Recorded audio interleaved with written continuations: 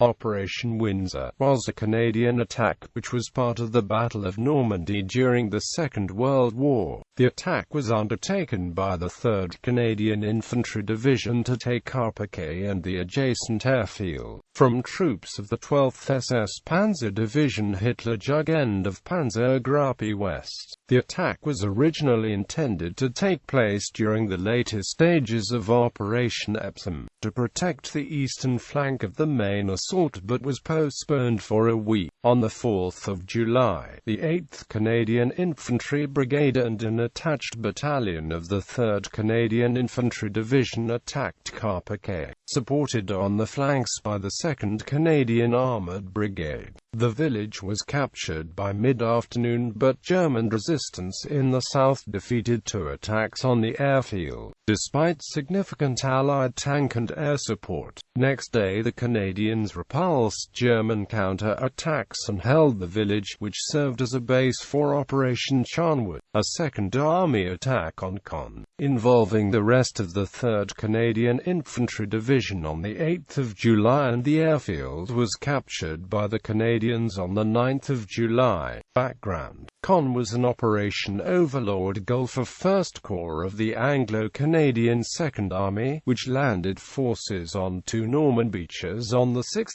June 1944, to capture the city and the Carpiquet area. German resistance prevented the town from being captured on D-Day, a result considered possible by Lieutenant General Miles Dempsey, the 2nd Army commander. For the next 3 weeks, positional warfare took place around Caen as both sides attacked and counter-attacked for minor tactical advantage on the Anglo-Canadian front, and as part of a strategic intent to force the Germans to keep the most powerful armored units away from the U.S. First Army, as it captured Cherbourg and then pushed southwards through the Bocage towards Street Low. From 26 to 30 June, the Second Army conducted Operation Epsom with the 8th Corps, which had recently arrived from Britain, to outflank Caen from the west and seize the high ground across the Orne near Bretteville-sur-Lez to the south. 8th Corps advanced 6 miles through extensive field fortifications, but the Germans were able to contain the offensive, after committing the last reserves. Depending on the success of 8th Corps, the 3rd Canadian Infantry Division and the 2nd Canadian Armoured Brigade were to capture the village and airfield of Carpiquet in Operation Ottawa, which was postponed. After the Allied advance to the west of Caen, the 1st SS-Panzer Corps held positions to the north and west of the city. Field defences on the River Orne and the vicinity of Carpiquet, 3.5 miles northwest of the Caen town centre, obstructed an advance toward Caen from the north. The village was made an objective of the 3rd Canadian Infantry Division, under the command of Major General R.F. L. Gunner. The Allied need for additional airfields on the Norman mainland ensured that the capture of the Carpiquet area was a priority for the Allies and an equally important defensive position for the Germans. Prelude: German defences. Carpiquet airfield was on a 1.2 miles expanse of level ground, which offered a killing ground for the defenders. The airfield had been fortified with minefields, field gun and machine gun emplacements, manned by I Battalion, SS-Panzer Grenadier Regiment 26, an anti-aircraft battery and 15 tanks. Allied forces. Keller selected the 8th Canadian Infantry Brigade, comprising the Queen's Own Rifles of Canada, Le Régiment de la Chaudière and the North Shore Regiment. The Royal Winnipeg Rifles were attached from the 7th Canadian Infantry Brigade to lead the assault. Tank and machine gun support was to be provided by Canadian 10th Armoured Regiment, the Sherbrooke Fusiliers and the Cameron Highlanders Support Battalion. 2 squadrons of Hawker Typhoon fighter bombers and 3 squadrons of specialised tanks from the British 79th Armoured Division were added later. On the evening of the 3rd of July, the battleship HMS Rodney bombarded the buildings around Carpiquet from the Bay of the Seine at 26,200 yards range, with 15 shells from its 16-inch guns. Operation Windsor was planned to commence at 5 o'clock on the 4th of July, following a bombardment by 21 artillery regiments, with Le Régiment de la Chaudière and the North Shore Regiment attacking Carpiquet. As a squadron of the Sherbrooke Fusiliers protected the northern flank with a diversionary attack on Frankville. To the south, the RWR was to advance and seize the hangars of Carpiquet airfield. At the same time as the Canadian attack, the 43rd Division was to attack further south down the north side of the Odon to capture Vierzon. Once the regiments had captured Carpiquet, the QWR would push through and take control of the airfield control buildings. The capture of the airfield would enable further Anglo-Canadian attacks against Con. Battle. The 4th of July's dawn broke. On the 4th of July, the artillery regiments opened fire on German positions in and around Carpiquet, firing a creeping barrage 1 mile wide and 400 yards deep. At 5 o'clock, 2 Canadian infantry battalions advanced on Carpiquet, while the Sherbrooke Fusilier Squadron staged the diversion to the north. The Sherbrooke Fusiliers broke through the German minefields and attacked Chateau Street, Loé and Grouchy before withdrawing, but the defensive positions of SS-Panzer Grenadier Regiment 26 remained intact and continued to fire on the north shores. In the center, the Chaudières avoided much of the fire directed at the north shores as they advanced on Carpiquet. By 6:32, both battalions had reached the outskirts of the village and met tanks of the 12th SS-Panzer Division. In the village, a house-to-house fight began and tanks of the 10th Canadian Armoured Regiment assisted the infantry in overrunning German positions.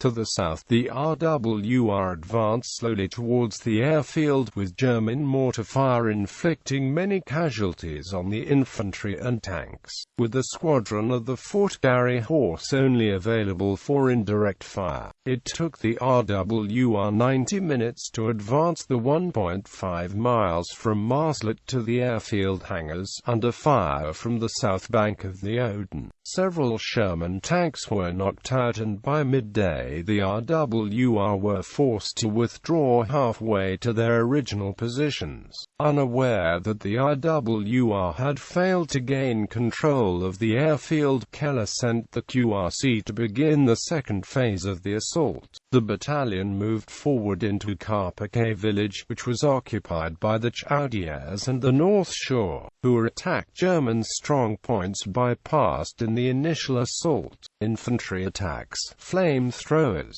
Batard tanks, spigot mortar, and the immolation of one strong point forced 12 surviving defenders to surrender. The remaining garrison surrendered after determined resistance. The QRC reached the edge of Carpiquet as the RWR withdrew and was ordered to hold their positions until the RWR reorganized for a second attack. For the second attack on the airfield, Keller obtained the support of 2 squadrons of Typhoon fighter bombers. The survivors of the RWR were ordered to execute a sweeping attack by the lower ground around the enemy's left flank, with tank and artillery support, under the impression that the 43rd Division had reached Vierzon, although this position could not prevent a counter-attack from the southeast. In the late afternoon, the RWR resumed the attack on the airfield and reached the hangars, but were unable to dislodge the German defenders.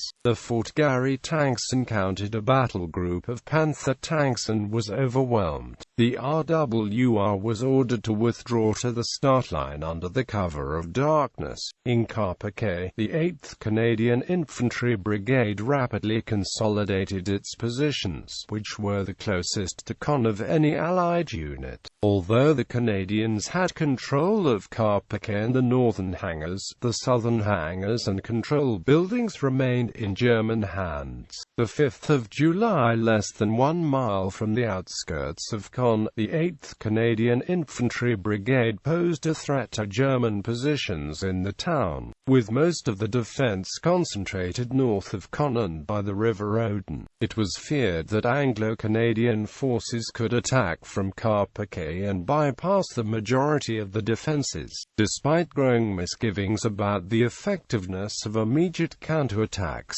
Kurt Meyer ordered the SS to retake Carpiquet. Units from the 1st SS-Panzer Division prepared to counter-attack Carpiquet from Franqueville with tanks, artillery, mortars and infantry. Shortly after midnight, the first of the SS counter-attacks began, and although 13 tanks had been lost the previous day, the 10th Canadian Armoured Regiment and the mortars of the Cameron Highlanders defeated the attack and inflicted many casualties. By dawn, almost no ground had been gained by the attackers, and by noon, the 8th Canadian Infantry Brigade and 10th Canadian Armoured Regiment had defeated 3 counterattacks, with the assistance of artillery and Typhoon fighter bombers. The village remained firmly in Canadian occupation, although subject to frequent nebulifera and mortar bombardment. Aftermath analysis: Windsor was the first set-piece attack by the 3rd Canadian Division and left the Germans in control of Carpiquet Airport, which obliged the 43rd Division to retire from Versins and Fontaine-Étouffes. In 2005, Reed read that the attack should have been made by 2 brigades rather than 1 and an extra battalion. The attached battalion managed to reach the hangars and fight the way through them, but were ordered to withdraw twice.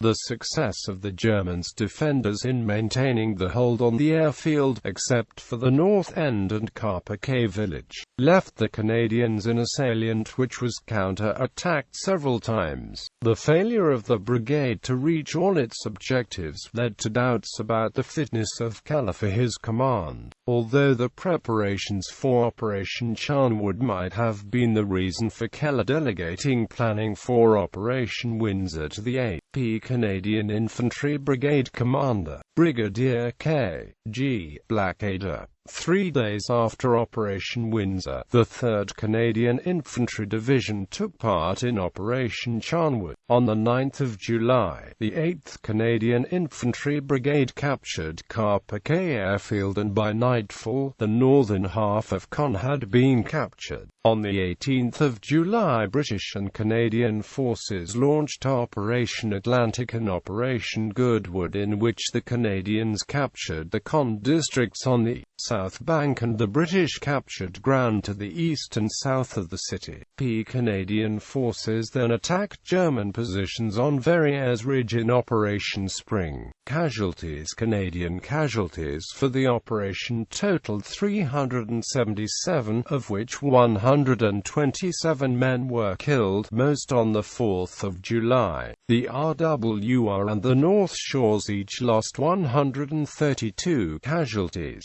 The 10th Canadian Armoured Regiment lost 17 tanks, and an unknown number of tanks were lost by the Sherbrooke Fusiliers. The I Battalion, Panzergrenadier Regiment 26 had 155 infantry casualties, and the 1st SS-Panzer Division, which counter-attacked on the 5th of July, lost 20 tanks.